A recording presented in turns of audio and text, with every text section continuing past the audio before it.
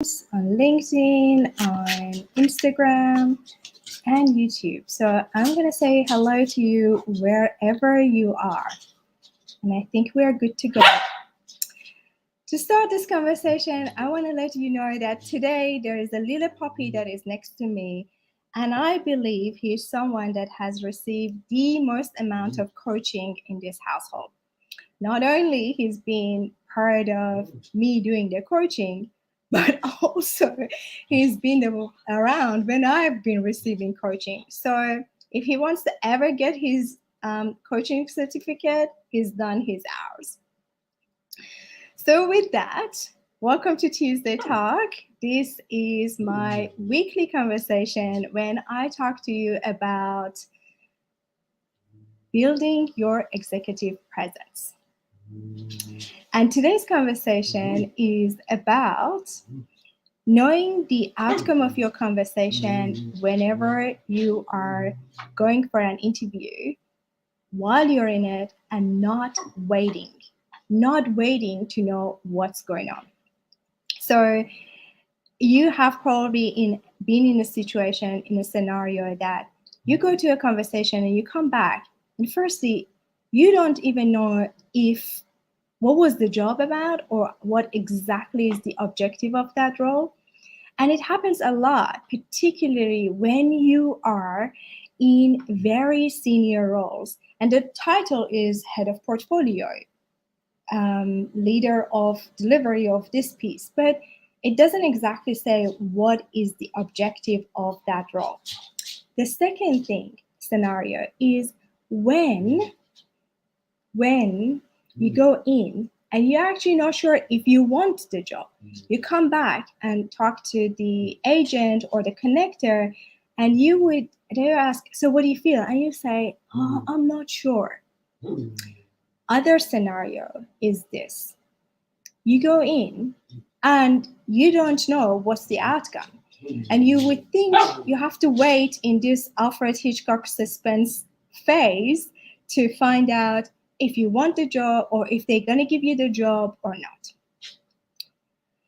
So these are the three major scenarios. And if you have experienced any of these ones, today is a good investment of your time to find out how you can overcome this.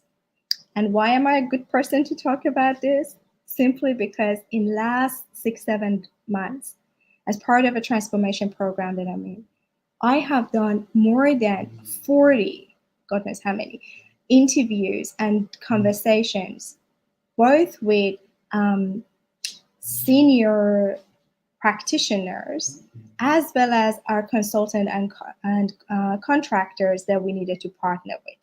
Besides, as part of transformation, there's always restructure, reorg, and we needed to appoint or reappoint senior leaders. And I've been part of those conversations as well.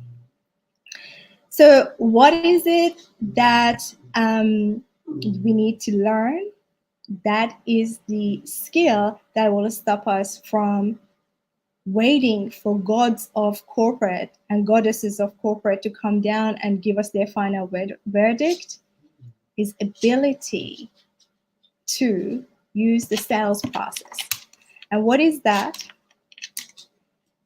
You have seen in sales process, if you work with them, if you have made a large purchase such as enterprise software or vehicle, you know that a good salesperson will walk you through a process step by step by getting a lot of micro yeses before asking you, oh, would you like to buy this software from us? Or would you like to make the purchase?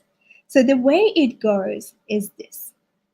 Anytime that they start finding out what's your objective, and then they will ask you, so here are, given this is your objective, I'm going to show you a couple of options. Are you okay with that? And you say, yes. Well, let's explore that. And after that, they will find out, when they find out what's your preference, they will say, okay, so we've got a couple of options for payment. Would you like to explore that? You say, yes. So this is a simplified view of that. But at the end, they will ask you, once they know your preference, your objective, your preference, and then your your options and your choices, then they will say, would you like to put it on credit card, or would you like us to invoice you monthly, or however? So how is it related to interview? Let's make it parallel. When you are asked, so what is your experience in the previous job with this piece of work? You don't respond, oh, I've done this and that. No, none of that. You're going to start with one question. Say, well, my role as a director of blah, blah had multiple aspects. There was a cultural aspect to it. There was a change in the structure of work that we needed to do with our partners. And there was a piece of work that we needed to re-architect our entire back office. Which one would you like me to talk to? And that's a very interesting thing, because the work that they are currently hiring for, you don't know which aspects of your work is relevant to them. They will say, oh, we are interested to know how you renegotiated your contract with your vendors, and you expand on that. But your job is not there, doesn't finish there. What you're going to do is now ask, okay, so make a connection with the work that you have done in the past and connected with the current role, and ask them, so do you envisage we will do something similar? This role requires some similar skills. And they will tell you yes or no. Always yes, that's why they ask you. So the conversation continues. The key thing here is that not only you are presenting your skill set, but also you are kind of controlling the flow of this conversation. And as you can see, I'm super passionate about this.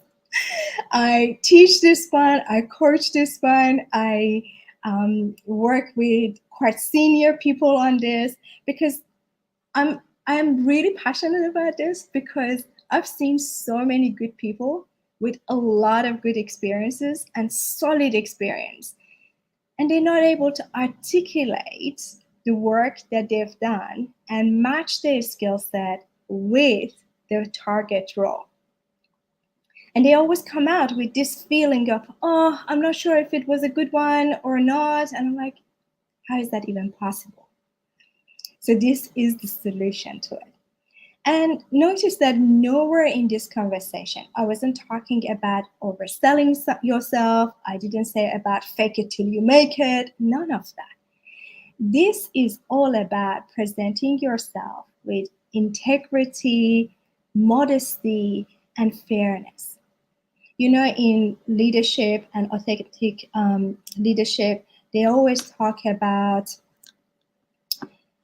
fairness. And being fair to yourself is one of the things that you need to, it's one of the skills that you need to gain, one of the awarenesses that you need to gain. Am I fair to myself? Am I taking responsibility to look at this stack of experiences that I've got and bring forward the part that is relevant to this role?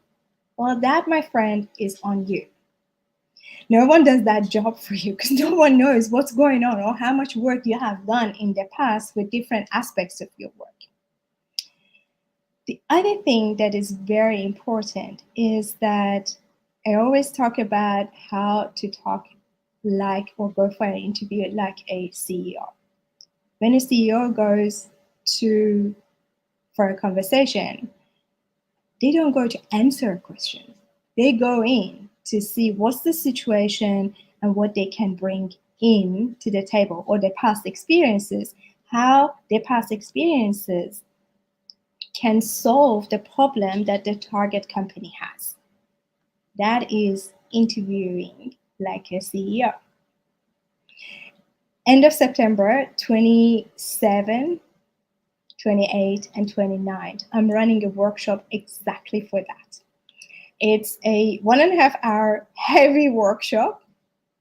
I teach two things. One is how to tap into hidden job market. These roles, for senior roles, they don't get advertised on websites. They get filled in a different way. So that's the first thing that I would like to teach you.